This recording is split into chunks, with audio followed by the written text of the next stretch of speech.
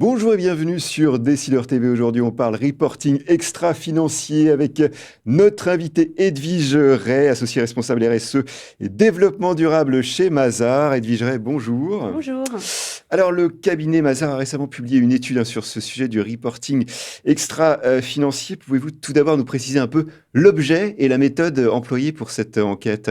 Alors, l'objectif de cette étude, c'est de pouvoir comparer les rapports extra-financiers d'un certain nombre d'entreprises pour en tirer des bonnes pratiques, mais aussi des axes d'amélioration. Et également, comme on fait cette étude depuis 12 ans, ça nous permet de voir la progression sur le sujet de l'extra-financier. Alors, pour faire simple, pour faire cette étude, on a regardé les rapports extra-financiers, les déclarations de performance extra-financière de 70 entreprises cotées, donc CAC 40 ou SBF 120, tout simplement parce que c'est les premières à publier leur rapport extra-financier. Et on a ajouté cette année quelques entreprises européennes pour analyser leur publication sur la taxonomie des activités vertes. Alors, selon votre étude, la mise en œuvre de la taxonomie verte européenne constitue le premier défi pour les entreprises. Alors, dans un premier temps, pouvez-vous nous expliquer un peu en quoi consiste ce texte ? Alors, la taxonomie des activités vertes, c'est un outil de classification. C'est un dictionnaire des activités durables au sens de l'Europe, au regard de 6 objectifs environnementaux. 2 objectifs climatiques, l'atténuation au changement climatique et l'adaptation au changement climatique, et 4 autres objectifs qui tournent autour de la pollution, la protection des ressources hydriques et marines, l'économie circulaire, et le dernier, c'est la biodiversité. Et en fait, pour la première fois, finalement, on a un outil qui va nous permettre de dire si une activité est durable, voilà, au regard de critères assez exigeants, en fait. On va avoir 3 niveaux de critères, 3 niveaux d'une fusée. La première étape, c'est les critères techniques, c'est les seuils de performance. Typiquement, pour le secteur automobile, ça va être les émissions de gaz à effet de serre au kilomètre parcouru. Ça, c'est le premier niveau de la fusée. Le deuxième niveau de la fusée, ça va être de se dire, on peut contribuer positivement au climat en réduisant les émissions.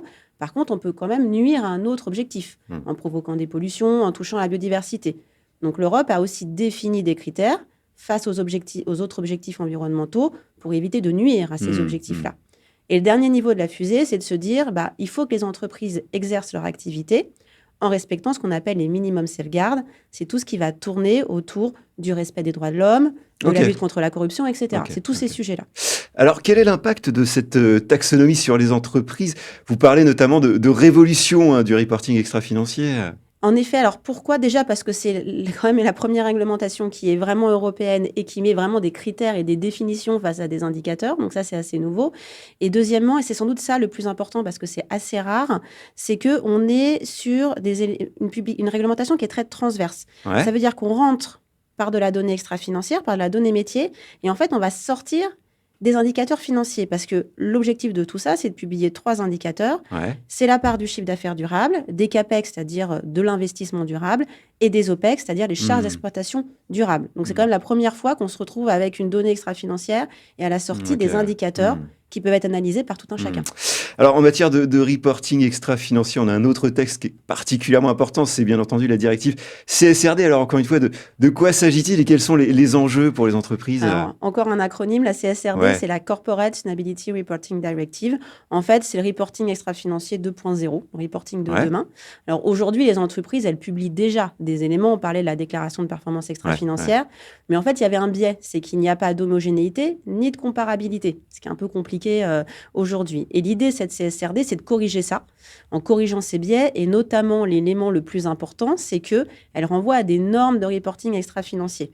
Alors les ESRS, encore un acronyme, European Sustainability Reporting Standards, qui vont s'imposer à toutes les entreprises et qui vont leur permettre de comparer leurs performances d'une entreprise à l'autre et d'un secteur à l'autre. Un standard comparable, c'est ça ? C'est les IFRS de l'extra-financier, en fait.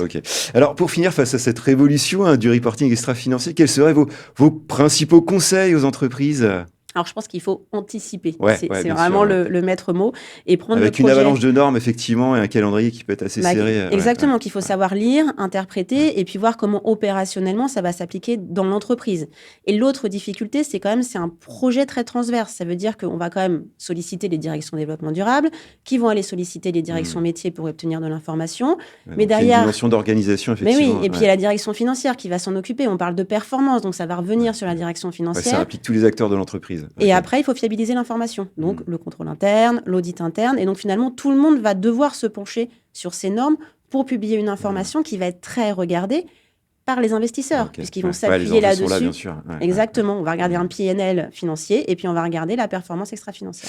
Très bien, merci pour cette intervention, Edwige Ray. Merci à toutes et à tous de nous avoir suivis. C'était l'interview du Monde du Chiffre. À très bientôt sur Décideur TV.